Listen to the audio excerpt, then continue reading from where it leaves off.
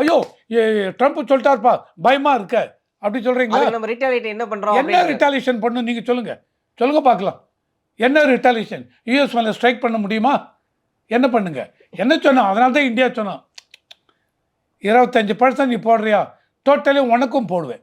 Reciprocal தான் இது. வந்து ரெசிப்ரோக்கல் டாரிஃப். யூகேவோட ஜூலை 25ஆம் தேதி 24ஆம் தேதி ரெசிப்ரோக்கல் டாக்ஸஸ் போட்டோம்னா நம்ம தான் சர்ப்ளஸ்ல இருக்கோம். நமக்கு தானே அஃபெக்ட் ஆகும் பெருசா. சார் சர்ப்ளஸ் இருக்கு வச்சுங்க. டாக்ஸ் போடும்போது மறுபடியும் சர்ப்ளஸ் தான். அந்த surplus is going to be maintain. எப்போ சர்ப்ளஸ் குறையும்? நம்ம அவன்கிட்டேருந்து நிறைய இம்போர்ட் பண்ணால்தான். அது வரைக்கும் இப்படி இல்லை சார் நாங்கள் உங்கள்கிட்ட வாங்கவே மாட்டோம், வாங்கவே வேண்டாம்.